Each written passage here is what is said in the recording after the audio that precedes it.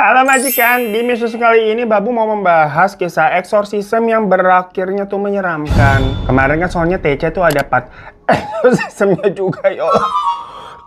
Mohon maaf ya, kita lagi recovery tapi udah lebih baik kok. Cuman Babu sembuhnya gara-gara minum obat ya, bukan gara-gara di eksorsisme.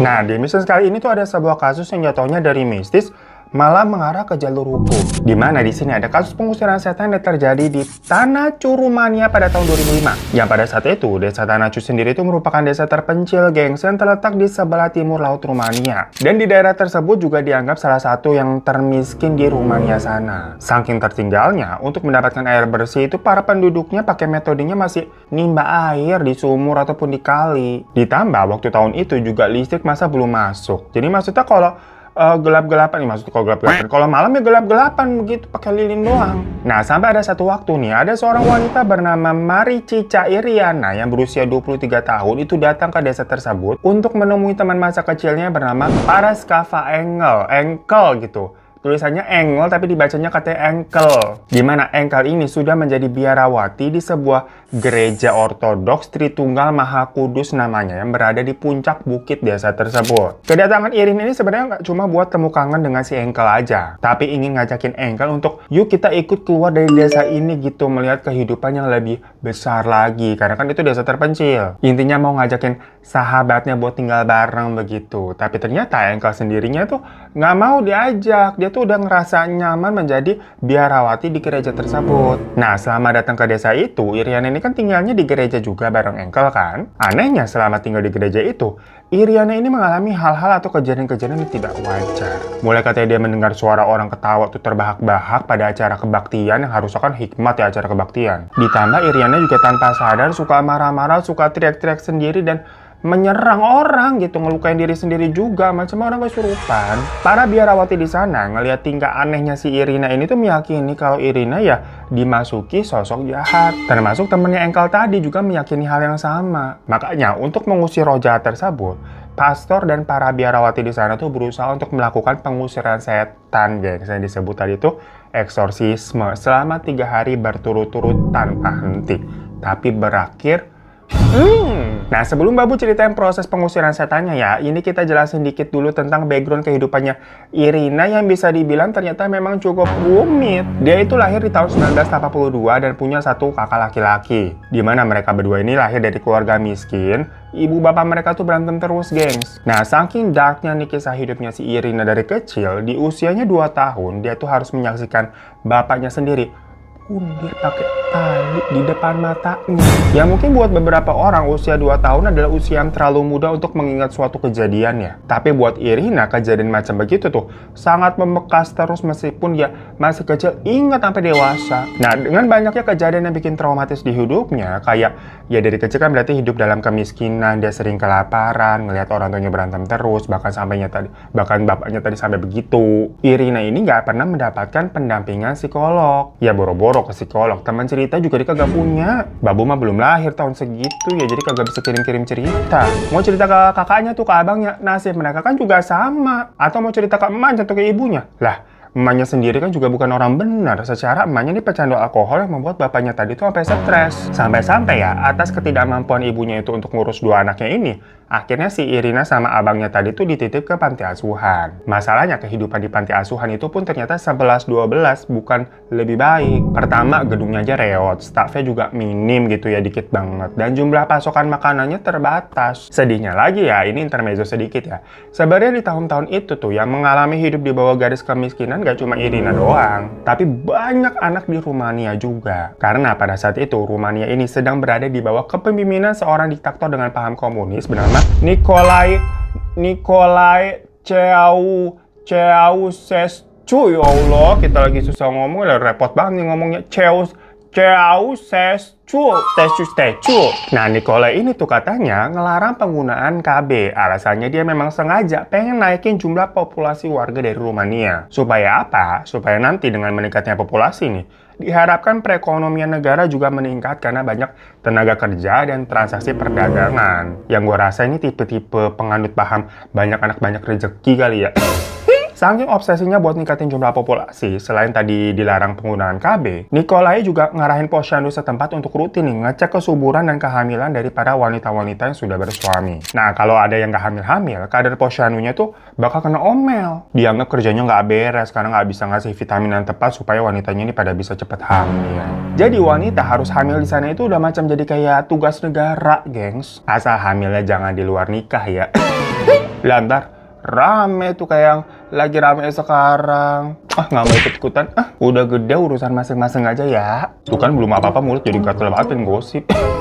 Kalau di kita, program keluarga berencana itu kan 2 cukup ya katanya ya. Nah, kalau di Rumania tuh, masa tiap wanita itu diharapkan minimal punya 5 anak. Cuma gimana nih, maksudnya warganya dipaksa hamil, tapi tidak disupport dengan fasilitas yang baik dari pemerintahnya. Intinya mah mereka tetap disuruh ngerawat sendiri-sendiri lah.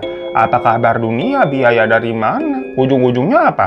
Ujung-ujungnya pada kagak sanggup ngerawat tuh bakal menitipkan anaknya ke panti asuhan yang dikelola sama pemerintah, kayak ibunya Irina tadi. Nah, mirisnya lagi, duit-duit yang digelontorkan buat operasional panti-panti tersebut itu dikorupsi sama oknum-oknum di dalamnya, yang berujung anak-anak di panti itu jadi hidup dalam kesengsaraan dan kelaparan juga. Jadi mah sama mawon ujung-ujungnya mah menderita. Seperti halnya dialami sama Irina sama abangnya di panti itu. Mereka juga nggak bahagia, malah menderita di dalam panti. Tapi di dalam panti tersebut, Irina ini jadi kenal sama si Angkel. Jadi Irina sama Angkel ini memang tumbuh besar di sana bareng-bareng tuh di panti. Mereka deket banget tuh, nempel terus karena sama-sama senasib kan. Tapi karena lama-lama nempel mulu nih, hubungan mereka tuh makin kayak terlalu dekat begitu, gengs. Alias lesbong lah, plot twist kan. Makanya nggak heran nih pas gede tadi si Irina akhirnya nyamperin Angkel ke desa lagi buat ngajak tinggal bareng. Ya anyway nih, tapi selama masih di panti dan tumbuh besar segala macam, sebenarnya si Irina sudah menunjukkan gejala-gejala seseorang yang mengarah ke skizofrenia, yaitu gangguan mental yang mempengaruhi orang ini secara berpikir dan berperilaku, di mana penderitanya suka mengalami halusinasi, delusi, dan kesulitan untuk membedakan realita dan imajinasi. Karena si Irina ini suka ngomong ke orang-orang tuh kalau katanya dia mendengar suara ayahnya yang meninggal berbisik-bisik di kupingnya. Jadi kayak trauma terus dari kecil tadi 2 tahun tuh sampai gede kayak dihantuin ayahnya mulu. Singkat cerita, pada tahun 2001 nih, waktu usianya 19 tahun, si Irina nih, dia keluar dari panti bareng abangnya tadi karena memang sudah boleh ya, sudah usia dewasa. Dan dari situ hubungan Irina sama Angkel jadi lost kontak. Irina sendiri tuh kenal dengan pemilik pertanian yang menawari mereka kerjaan di sana sama abangnya juga tuh. Dimana pokoknya di sana mereka dapat makan, dapat tempat tinggal, ada mesnya gitu ya, sama dikasih upah. Yang jelas pokoknya di titik ini tuh akhirnya hidupnya si Irina sama abangnya lebih terjamin istilahnya. Ya akhirnya punya kerjaan, tempat tinggal yang jelas, dan makanan juga, nggak kelaparan gitu. Sampai-sampai mereka berdua ini udah menganggap si pemilik pertanian tadi tuh kayak keluarga gitu loh. Dan setelah sekian lama bekerja sambil ngisihin sebagian upahnya kan ditabung tuh, Irina ini tahu-tahu tertarik dengan yang namanya negara Jerman. Jadi kayak pingin pindah ke Jerman deh. Alasannya kenapa? Ya suka aja kehidupan di Jerman. Makanya dia getol nabung biar bisa pindah hidup di Jerman. Cuma dia mikir nih, kalau di Jerman dia hidup sendirian gak enak juga. Makanya dia kepikiran untuk ngajak seseorang bersamanya. Dan berhubung si Irina nih gak punya banyak kenalan, jadi keingatan di otaknya cuma teman lamanya si Angkel tadi. Dia mikir kayak, seru kali ya nanti kalau gue tinggal di Jerman sama Angkel. Makanya dengan usaha nih, akhirnya si Irina dapat tuh kontaknya si Angkel. Dan ternyata tadi Angkel sudah jadi biarawati kan di Tanacu, statue. Ya udah, singkat cerita, di April 2005, Irina ini ditemani sama abangnya datang ke Tanacu tadi tuh untuk menemui si Angkel. Gereja Tritunggal Maha Kudus yang ditempati sama si Angkel itu sebenarnya baru dibangun tahun 2001. Jadi hitungannya baru ya, pas Irina kesana kan tahun 2005. Gereja tersebut terbuat dari beton dengan atap berwarna perak dan ada sekitar 30 biarawati yang tinggal di sana. Pas sudah ketemu dan ngajakin Angkel buat pindah ke Jerman, Angkel nolak kan? Karena Angkel bilang dia udah nemuin tujuan hidup yang selama ini dia cari. Dia juga mungkin mau tobat ya, nggak mau jadi lesbong lagi tuh sama si Irina. Di sana juga Angkel bilang hidupnya udah penuh kedamaian setelah bergabung dengan orang-orang baik di gereja tersebut. Yang ada si Angkel malah nawarin balik ke Irina. Gimana kalau kamu aja yang ikut join jadi biarawati di sini? Lah aduh mekanik, balas-balas ngajakin. Angkel bilang kalau di gereja itu nanti kamu bisa makin dekat dengan Tuhan. Intinya mah disuruh tobat si Irina. Di sini juga sama kok, ada fasilitas 2 kali dikasih makan, tapi memang vegetarian tuh gratis. Tempat tidurnya nyaman. Kamu nggak bakal kesepian. Di sini kan banyak komunitas yang solid yang bakal melindungi satu sama lain. Ya cuma tetap si Irina jelas nggak mau. Lah kan impiannya mau hidup di Jerman. Cuma Irina nggak nyerah tuh. Dia sama abangnya memutuskan untuk tinggal di sana selama beberapa hari. Yang siapa tahu nanti Angkel berubah pikiran. Nah, dari situ pun si Irina nih dikenalin sama pemimpin gereja di sana yang bernama Pastor Daniel Petre Korogeanu. Lah, repot lagi nih. Nah, masalahnya ternyata background dari si Pastor Daniel ini, basicnya apa ya? Istilahnya dia bukan passion mau melakukan pelayanan, gengs. Jauh sebelum melakukan pelayanan menjadi pastor tuh, waktu mudanya nih, Daniel tuh tadinya pengen jadi orang biasa. Dia tuh kuliah jurusan hukum, terus ngambil sekolah bola juga, tapi dia kagak keterima di universitas yang dia pengenin. Akhirnya dia malah banting setir ngambil sekolah teologi. Yang mana teologi sendiri memang studi tentang Tuhan dan segala sesuatu yang berkaitan dengan ketuhanan ya. Jadi kalau orang yang mau berkecimpung di dalam dunia keagamaan, biasanya jurusannya di teologi. Tapi ternyata sekolah teologinya pun ini kagak selesai, kagak lulus begitu. Perkara dia beberapa kali ujian ini memang gak lulus tuh karena pandangannya sering bertentangan dengan ajaran Kristen pada umumnya. Ya walaupun sebenarnya kan berarti tidak memenuhi kualifikasi untuk jadi pastor ya, karena kan nggak lulus teologi. Tapi tetap aja nih ada orang yang percaya sama dia karena pembawaannya si Daniel ini tuh meyakinkan. Istilahnya dia kalau ngomong mah karismatik, cenah, basic komunikasinya bagus mungkin ya. Nah, orang-orang yang punya dana dan kecantol sama omongannya Pastor Daniel inilah yang kemudian membiayai pembangunan dari gereja Tritunggal Maha Kudus itu. Cuma karena basicnya si Pastor Daniel ini punya pemahaman sendiri ya, dia itu tuh selalu nolak kerjasama atau membangun persatuan dengan gereja lain. Yang mana hal itu membuat gereja Tritunggal Maha Kudusnya seolah-olah terisolasi. Udahlah tempat atau lokasinya itu memang di desa terpencil yang terisolasi, listrik aja nggak ada, dia pun juga nggak mau kerjasama dengan gereja-gereja lain. Ya udah makin berdiri sendiri aja gitu loh. Sampai-sampai nih di awal pertama kali tadi dibangun di tahun 2001, sebenarnya di gereja tersebut tuh punya beberapa biarawan laki-laki. Tapi entah kenapa satu persatu biarawan itu memutuskan untuk pergi, gengs. Jadi kayak nggak cocok dengan pemahamannya sih Pastor Daniel. Dibilang kok kayaknya aneh. Ya akhirnya posisi dari para biarawan tadi tuh sepenuhnya diganti sama biarawati yang diambil dari perempuan-perempuan yang memang tinggal di desa setempat. Dimana para perempuan ini nih sebelum diangkat menjadi biarawati itu kan melakukan semacam pengakuan dosa dulu tuh kepada Pastor Daniel. Nah katanya mereka merasakan kedamaian yang luar biasa, yang mana Pastor Daniel katanya dianggap telah menyembuhkan mereka. Makanya dari situ penduduk sekitar menganggap kalau Pastor Daniel ini seperti orang suci yang bisa menyembuhkan orang. Dan Pastor Daniel sendiri menikmati image tersebut, dan tentunya kan menguntungkan buat dia ya, jadi bagus namanya. Banyak pokoknya tuh warga yang datang untuk sekedar ngelakuin pengakuan dosa, tapi ada pula yang minta didoain supaya sembuh dari serangan roh-roh jahat. Dari situlah Pastor Daniel itu semacam jadi terobsesi untuk menyembuhkan orang dengan cara melakukan ritual pengusiran setan atau eksorsisme. Pengusiran setan sendiri itu kan pada dasarnya termasuk ritual keagamaan ya, di mana pemimpin agama tuh mencoba untuk menghilangkan roh jahat yang ada pada tubuh seseorang. Biasanya disertai dengan penggunaan simbol-simbol suci keagamaan kayak salib atau air suci. Nah tapi selama proses pengusiran itu kan reaksi fisik dari tiap orang bisa berbeda. Ada yang tetap tenang aja, ada yang tahu-tahu pingsan, ada yang kayak lebay gitu sampai kayak teriak-teriak segala macem.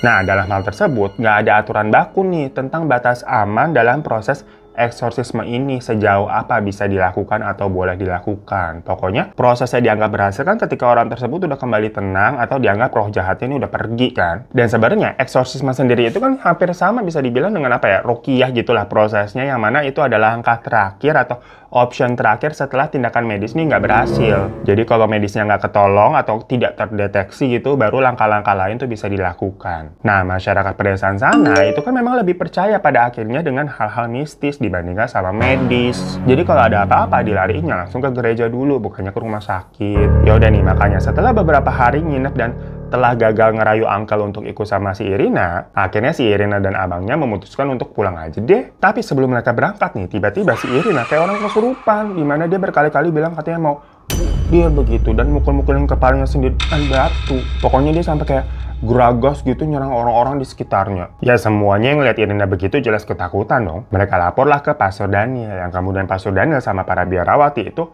mendoakan Irina agar bisa kembali normal. Tapi kenyataannya setelah didoain si Irina nggak kunjung tenang. Sehingga Pastor Daniel sama para biarawati ini memikirkan cara lain di mana Irina ini diikat supaya dia tidak bisa berontak melukai siapapun termasuk dirinya sendiri ya. Setelah udah dibacain lagi, dikasih air suci, masih nggak mempan juga. Ya udah, kemudian Irina dibawa ke mobil dan dilarikan ke rumah sakit. Pas sampai di rumah sakit, dokter langsung membawanya ke unit perawatan intensif dan dikatakan memang kalau Irina ini mengalami demam. Tapi melihat kondisi Irina yang terus berontak, dokter ini mengarahkan supaya Irina bisa dibawa ke seorang psikiater. Karena waktu itu Irina terus berkata, iblis berbisik di kupingnya gitu dengan bilang kalau aku pendosa. Ya kalau medis dilihatnya ini kayaknya ada gangguan mental kan. Yang mana bener aja, psikiater mengatakan kalau Irina ini mengalami gangguan tadi itu, skizofrenia. By the way, katanya memang skizofrenia itu bisa terjadi karena adanya bawaan genetik atau bisa terjadinya karena pernah mengalami trauma berat. Ya balik lagi ke backgroundnya Irina tadi, dari usia 2 tahun kan dia mengalami trauma yang banyak. Pokoknya setelah mendapatkan perawatan selama 15 hari di rumah sakit itu, akhirnya Irina dikembalikan ke gereja lagi. Yang mana memang secara kondisi ini, secara fisik, Irina lebih mendingan. Dia udah tenang karena dikasih obat untuk penderita bipolar ataupun skizofrenia agar bisa lebih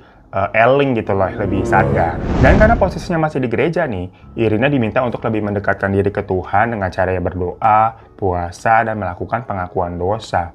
Ya maksudnya sembari berobat jalan, Irina nih biar mendapatkan ketentraman jiwa lah. Gimana pun juga kan mendekatkan diri dengan agama dan Tuhan tuh bisa menenteramkan ya. Jadi mungkin mentalnya ini berkecamuk, tapi kita kalau mendekatkan diri ke Tuhan gitu kan, berdoa, berpuasa bisa tenang, jadi bisa lebih healing. Sebenarnya ini dua hal yang bagus ya antara medis sama religinya tuh dikuatkan. Dan bener aja karena itu, Irina yang semakin mendalami agama di gereja tersebut akhirnya memutuskan untuk menjadi biarawati juga. Kagak jadi pulang dia. Lanjut tuh 2 bulan tinggal di gereja tersebut. Nah tapi setelah 2 bulan itu, Irina nih memutuskan untuk pulang sebentar lah ke tempat asalnya tuh. Kan tadinya tinggal di rumah bosnya yang pertanian itu. Buat ngambil ya baju-baju, beberapa barang, dan sejumlah uang tabungan yang dia simpan di dalam kamar. Nyatanya kan awalnya nggak mau nginep lama-lama di gereja. Pokoknya nih rencananya duit tabungannya itu yang tadinya mau dipakai hidup ke Jerman ya, dia mau ambil, mau sumbangin buat pelayanan gereja lah gitu loh. Tapi pas pulang nih, pas sampai di rumah si pemilik pertanian,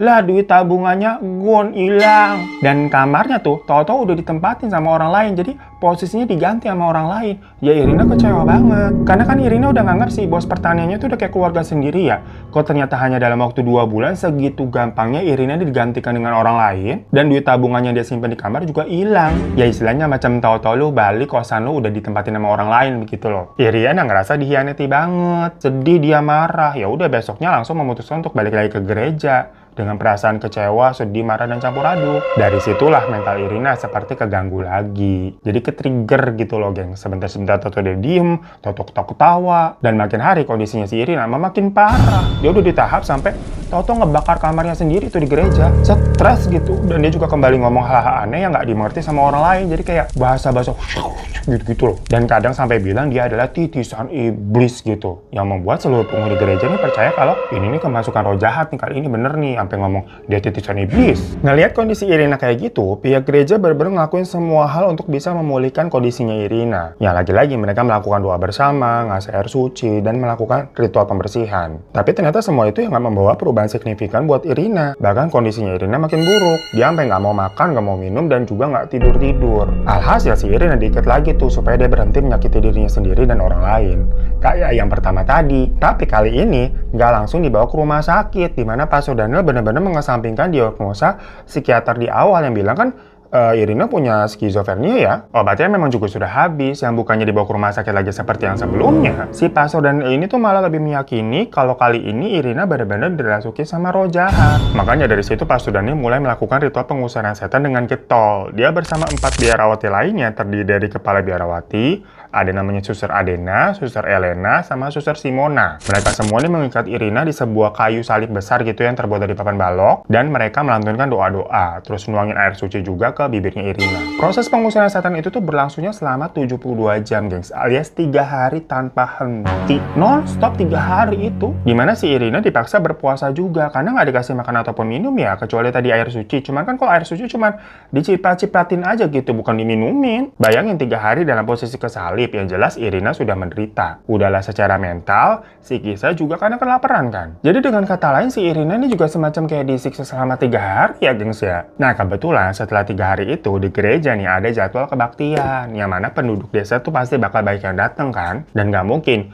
Irina yang kondisinya lagi disalib begitu dipamerin ke banyak orang. Akhirnya hari itu Irina dilepas. Dan dia dikasih makan juga roti tuh sama teh untuk ngisi perutnya. Karena 3 hari kan puasa. Irina sempat makan tuh dan tampak memang lebih tenang. Gak berontak sama sekali gitu loh. Dan setelah itu Irina tertidur. Dan pas Irina tidur dia dibiarin aja. Maksudnya nggak diikat ataupun dijagain. Pokoknya tidur normal lah. Karena pihak gereja berpikir si Irina juga kelihatannya kayak lelah banget, capek. Sampai pas makan kan cuma diem aja gitu kan setelah melakukan proses panjang eksorsisme selama 3 hari itu tanpa jeda. Tapi kok setelah kebaktian berakhir nih si Irina dilihat masih tidur tuh sampai malam. Yang mana lama banget tidurnya. Pas dicek lagi nafasnya sih katanya masih ada tapi tersengal-sengal. Udah coba dibangunin tapi nggak bangun-bangun. Denyut nadinya juga dicek lemah. Barulah dari situ pada panik. Kepala gereja nih langsung memanggil ambulans. Namun sayangnya pas ambulans datang nih, denyut nadi Irina katanya sudah menghilang. Makanya pihak tenaga medis tuh sempat ngasih pertolongan pertama dengan memberikan suntikan untuk memacu adrenalin sebanyak 6 kali. Tapi pas sampai rumah sakit, Irina dinyatakan sudah meninggal. Nah, di sini para biarawat itu mengklaim kalau sebenarnya tadi kan Irina masih hidup tuh waktu ambulans datang. Jadi mereka ini seperti melimpahkan kesalahan kepada para petugas medis tuh yang dianggap menyuntikkan pemacu adrenalinnya yang sebanyak 6 kali tuh berlebihan sehingga membuat si Irina nih mengalami overdosis. Tapi dokter yang bertugas di rumah sakit itu mengatakan kalau kemungkinan si Irina udah nggak ada tuh sebenarnya lebih lama dari yang biarawat disampaikan. Soalnya melihat kondisi fisik Irina nih, diduga setidaknya katanya dia sudah meninggal tuh selama 24 jam terakhir. Jadi pas ambulans datang sebenarnya juga Irina udah nggak ada. Penyebabnya adalah karena kurangnya pasokan darah ke otak yang bisa disebabkan karena banyak faktor. Tapi dalam kasus ini maksudnya si Irina itu kan nggak makan 3 hari dan dia juga nggak gerak karena diikat yang menyebabkan sirkulasi aliran darahnya tuh jadi nggak lancar. Dimana juga dokter jelas-jelas melihat tuh tanda-tanda di pergelangan tangan sama kakinya Irina kayak ada bekas ikatan kan. Makanya dari situ dokter menilai ini ada hal yang nggak wajar yang kemudian kejadian ini makanya dilaporin ke polisi. Besoknya berita tersebar. Tentunya jadi rame banget. Ada kubu yang membela gereja, tapi ada juga yang kecewa dan jadinya marah banget. Mereka nggak menyangka kalau pengusiran rohnya kok sampai diikat, terus dibiarin kelaparan dan berujung meninggal begitu. Maka dari itu, Pastor Daniel dan keempat biarawat yang dianggap terlibat itu ditangkap polisi dan diinterogasi selama 11 jam.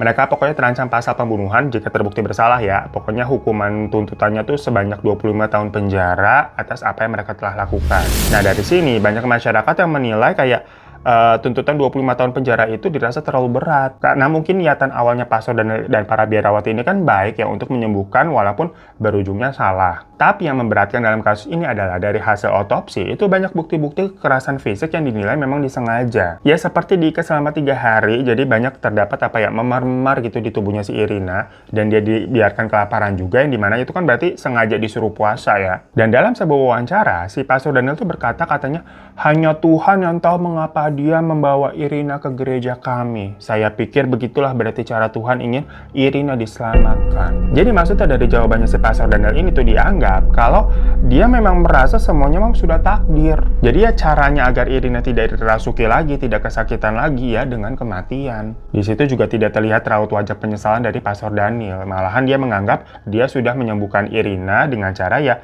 menurutnya yang paling tepat ya kematian. Dia udah nggak sakit lagi si Irina nih. Makanya pasca kasus ini tuh para anggota gereja Ortodoks Rumania mengutuk keras kegiatan pengusiran setan yang dilakukan sama Pastor Daniel. Ya backgroundnya si Pastor juga langsung ditelusuri kan dan baru ketahuan tadi tuh kalau ternyata sekolah teologinya nggak pernah selesai alias kagak lulus. Makanya Pastor Daniel akhirnya dicopot dari jabatannya serta gereja Tritunggal Maha Kudus itu juga ditutup. Tapi dramanya adalah ya walaupun tadi banyak yang menganggap apa yang Pastor Daniel lakukan itu salah, namun para pengikut setianya mah tetap dukung-dukung aja. Bahkan ada yang menganggap kalau semua itu adalah konspirasi yang dibuat oleh pihak-pihak tertentu untuk menjatuhkan Pastor Daniel dan membuat citra dari gereja Tritunggal Maha Kudus itu jelek. Mereka malah menuduh pihak rumah sakit yang sengaja menghabisi Irina dan menjadikan Pastor Daniel sebagai kambing hitam yang biar disalahkan. Namun ya pada akhirnya putusan pengadilan menjatuhi Pastor Daniel dengan hukuman 14 tahun penjara, terus kepala gerejanya itu 8 tahun penjara, dan 3 suster lainnya itu 5 tahun penjara. Tapi setelah 7 tahun penjara atau telah menjalani berarti setengah dari total hukumannya tadi kan 14 tahun, Pastor Daniel ini dibebaskan. Alasannya kita kurang paham juga ya gengs ya, cuma dibilang Pastor Daniel itu berkelakuan baik selama di penjara. Ya klise lah begitu. Nah tapi gilanya pada tahun 2017 ada jurnalis dari Vice news ya, jadi kayak semacam apa sih, channel berita, itu melakukan wawancara singkat kepada Pastor Daniel. Dimana dalam wawancara itu sempat ditanya nih kayak, apakah Anda masih melakukan pengusiran setan sekarang? Dan apakah Anda sebenarnya benar-benar percaya pada setan? Maksudnya setan itu ada. Dengan sangat tenang, dia menjawab katanya, enggak, setan itu enggak ada. Artinya begitu. Lah asem banget kalau kagak percaya setan, kenapa kemarin melakukan pengusiran setan? Apa kabar dunia? So itu tadi majikan bisnis tentang pengusiran setan yang berujung miris ya. Yang mana hal-hal seperti ini sebenarnya banyak sekali diperdebatkan dalam beberapa kasus. Karena kalau dari sisi medis yang namanya kesurupan itu ya dianggap tidak ada. Kalau misalkan orang tato marah, ngamuk-ngamuk sendiri, nangis sendiri, ketawa-ketawa sendiri begitu ya. Semua itu karena adanya gangguan mental yang seharusnya dibawa ke psikolog atau psikiater kalau udah parah. Namun di beberapa kasus memang ada hal-hal yang terkadang nggak bisa dijelaskan dengan logika ataupun medis ya. Jadinya kita serba bingung.